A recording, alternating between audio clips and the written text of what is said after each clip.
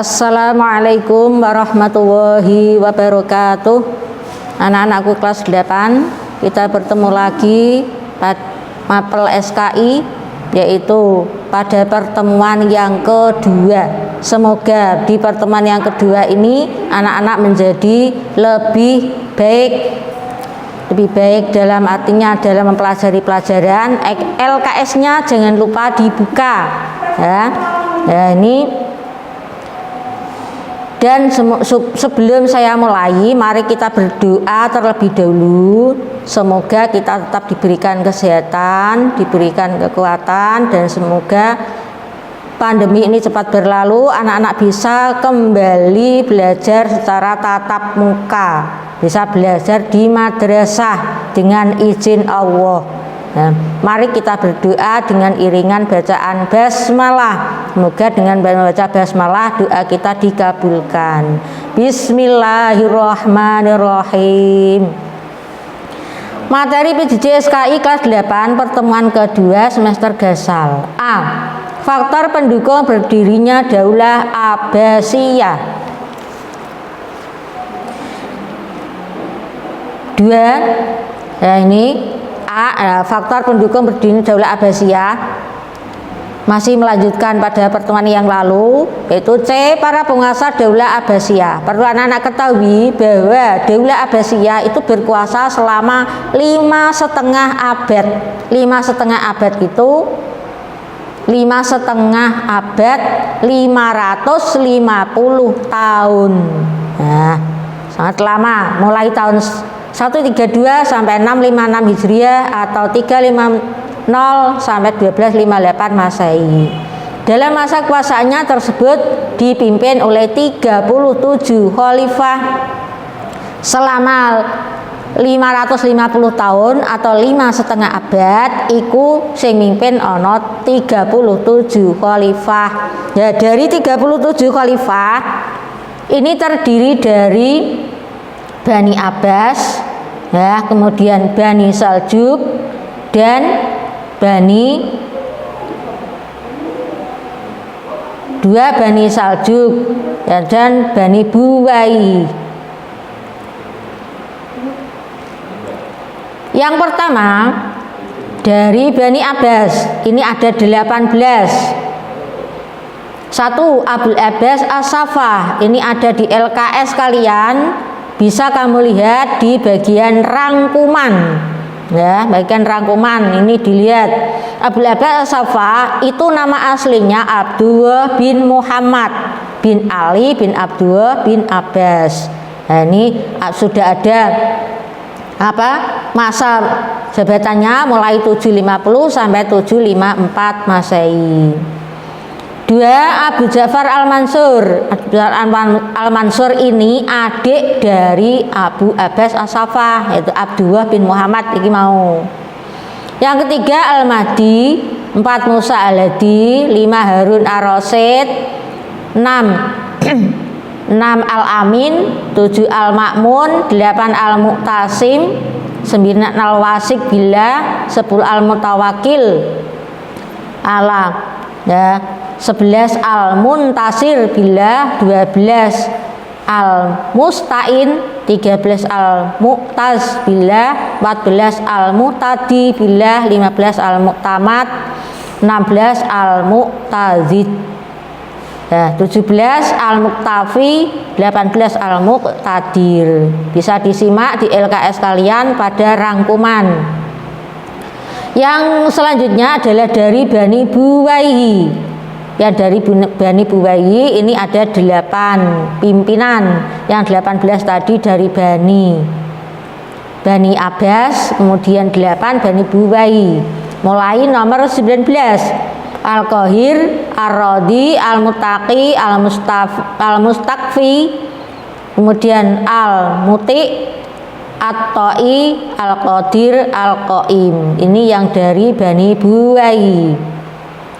Selanjutnya yang ketiga dari Bani Saljuk. Yang Bani Saljuk ada 11 pemimpin, yaitu mulai dari Al-Muqtadi, Al-Mustadir, kemudian Al-Mustarsyid, Ar-Rasyid, Al-Muqtafi, Al-Mustanjid, Al-Mustadi, An-Nasir, Az-Zahir, Al-Mustansir, dan terakhir Al-Mustaqsim billah. Ini yang ke-37.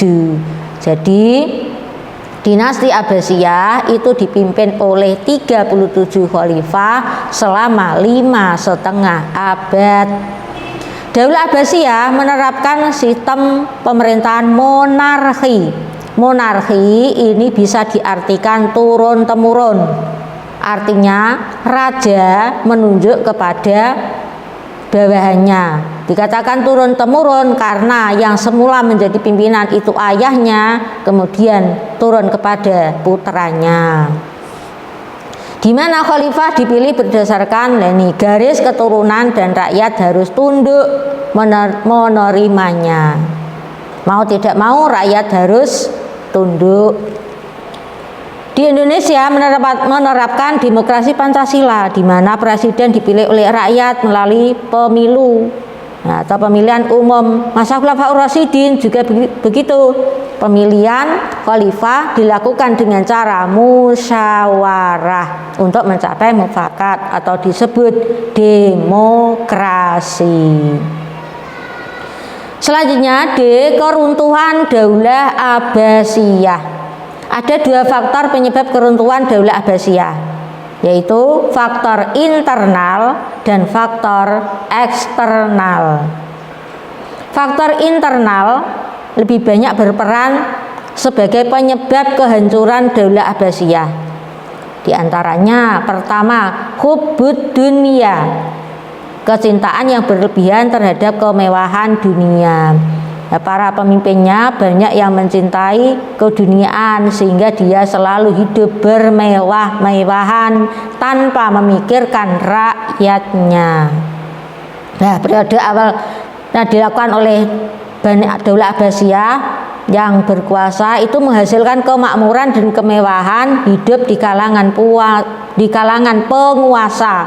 Jadi rajanya atau khalifahnya itu saja yang merasa makmur dan hidupnya mewah, sedang rakyatnya menderita. Dalam kondisi ini mendorong generasi khalifah berikutnya untuk hidup lebih mewah dari khalifah sebelumnya. Hal ini menyebabkan pemborosan uang kas negara.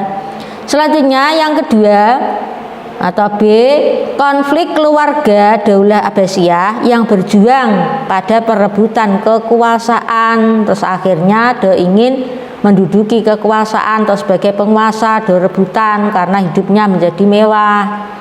Pada periode kedua kekhalifahan Daulah Abbasiyah, perebutan kekuasaan nampak jelas. Pada periode ini hanya ada 4 khalifah yang meninggal secara wajar.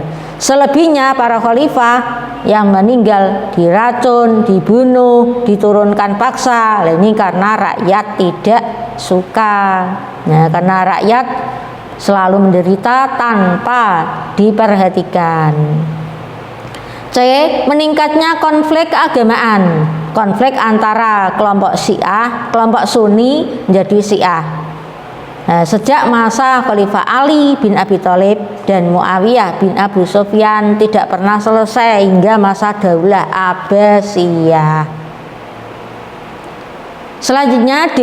Melemahnya jiwa patriotisme dan nasionalisme. Daulah Abbasiyah banyak memperoleh kemakmuran sehingga mampu membayar tentara asing dari Turki untuk menjaga keamanan dan pertahanan negara. Persoalan ini akhirnya memicu merosotnya jiwa patriotisme dan nasionalisme rakyat Daulah Abbasiyah. Adapun faktor yang kedua namanya faktor eksternal. Faktor yang eksternal ini yang dilakukan oleh tentara Mongol. Penyerangan tentara Mongol atas Baghdad, ibu kota Daulah Abbasiyah.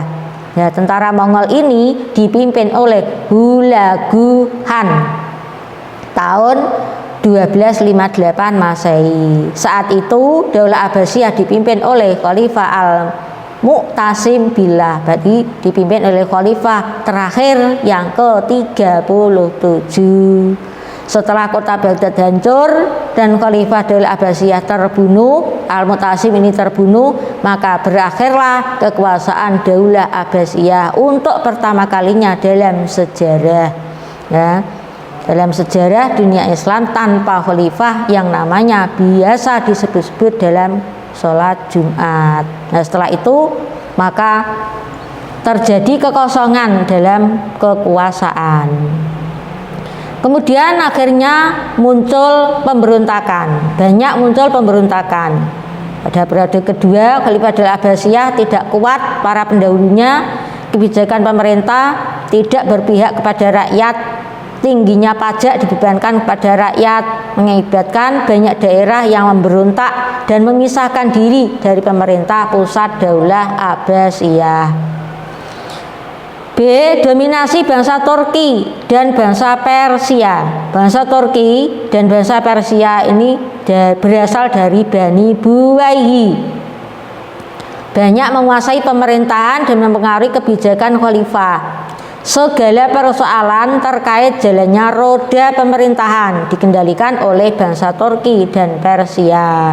Sedang kedudukan Khalifah Daulah Abbasiyah benar-benar hanya sebatas pemerintahan boneka saja. Dia hanya namanya saja, tapi yang mengendalikan atau yang melakukan adalah bangsa Turki dan Persia. Menurut para sejarawan, masa pemerintahan Bani Abbasiyah itu dibagi 4 periode, yaitu masa Abbasiyah pertama, kedua, ketiga, dan keempat.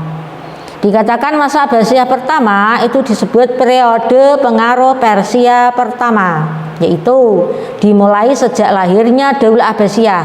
Lahirnya Daulah Abbasiyah itu tepatnya tahun 132 Hijriah atau 750 Masehi sampai wafatnya Khalifah Al-Wasik. Nah, Al-Wasik ini adalah khalifah yang ke-9 dari dinasti Abbasiyah, yaitu tahun 232 Hijriah atau 847 Masehi. Masa Abbasiyah 2 disebut periode pengaruh Turki pertama. Nah, ini pengaruh Turki pertama dimulai Khalifah Al-Mutawakkil, khalifah yang ke-10 Daulah Abbasiyah tahun 232 Hijriah atau 847 Masehi sampai berdirinya Daulah Buwayyah di Baghdad tahun 334 Hijriah atau 946 Masehi. 3. Masa Abbasiyah 3, periode pengaruh Persia kedua yang dimulai berdirinya Daulah Buwayyah tahun 334 tadi 946 Masehi sampai masuknya kaum Saljuk ke Baghdad tahun 447 Hijriah atau 1055 Masehi. Yang keempat, masa Abbasiyah 4 disebut periode pengaruh Turki kedua, yaitu mulai masuknya orang-orang Saljuk ke Baghdad tahun 447 sampai Hijriah atau 1055 Masehi sampai jatuhnya kota Baghdad ke tangan bangsa Mongol yang dipimpin di Hulagu Khan tahun 656 Hijriah atau 1258 Masehi. Nah, serangan bangsa Mongol ini terjadi masa kepemimpinan Khalifah Al-Mu'tasim Billah tadi saya sampaikan, yaitu khalifah yang ke-37 bukan ke-7 ya, ke-37 khalifah terakhir dinasti Abbasiyah itu berlangsung selama 40 hari. Akhirnya Al-Mu'tasim mati terbunuh. Nah, akibat serangan ini dunia muslim tidak mempunyai khalifah sekitar 3,5 tahun hingga didirikannya kekhalifahan di Mesir. Al-Muntasir ini adalah yang diangkat sebagai khalifah pertama Bani Abbasiyah di Mesir sepeninggal dari khalifah tadi Al-Mu'tasim dari khalifah Abbasiyah yang ke-37 tadi. Nah, terus akhirnya mengangkat ini Al-Muntansir khalifah pertama Bani Abbasiyah tapi di Mesir. Sejak itu pusat kekuasaan Islam berpindah ke Kairo. Ya. Pelantikannya Al-Muntasir sebagai khalifah pertama tahun 659 Hijriah. Demikian materi yang saya sampaikan. Semoga anak-anak bisa memahami dan bisa mengerjakan soal-soal yang sudah yang akan saya sampaikan ini. 1. Daulah Abbasiyah berkuasa selama A. 5,5 tahun, B. 5,5 abad, C. 5 tahun, D. 5 abad. 2. Daulah Abbasiyah dipimpin oleh A. 14 khalifah, B. 24 khalifah, C. 30 khalifah, D. 37 khalifah. 3. Abul Abbas As-Saffah nama aslinya adalah A. Abdullah bin Ali, B. Abdullah bin Hisam, C. Abdullah bin Muhammad, D. Abdullah bin Abbas. 4. Abul Abbas As-Saffah adalah khalifah pertama dari dinasti A. Abbasiyah, B. Umayyah, C. Ayyubiyah, D. Saljuk. 5. Daulah Abbasiyah menerapkan sistem pemerintahan monarki. Monarki artinya A. Musyawarah, B. Turun-temurun, C. Ditunjuk oleh raja, D. BC benar.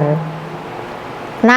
Pemilihan khalifah dilakukan dengan cara musyawarah untuk mencapai mufakat dinamakan A. Demonstrasi, B. Demokrasi, C. Monarki, D. Benar semua.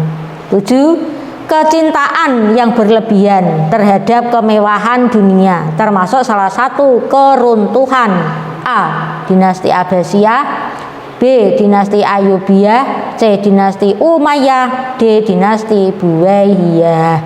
8. Penyerangan tentara Mongol atas Baghdad dipimpin oleh A. Abu Abbas As-Saffah, B. Abu Nawas, C. Hulagu Khan, D. Al-Mu'tasim. 9. Pada tahun 132 Hijriah atau 750 Masehi disebut masa A. Abbasiyah 1, B. Abbasiyah 2, C. Abbasiyah 3, D. Abbasiyah 4. 10. Serangan bangsa Mongol terjadi pada masa kepemimpinan Khalifah A. An-Nasir Lidinillah, B. Az-Zahir bi Amrillah, C. Al-Muntansir billah, D. Al-Mustaqsim billah. Nah, ini demikian nomor 1 sampai 10 ini dikerjakan dengan sungguh-sungguh supaya mendapatkan nilai yang baik dan bisa benar-benar bisa memahami. Cukup sekian. Assalamualaikum warahmatullahi wabarakatuh.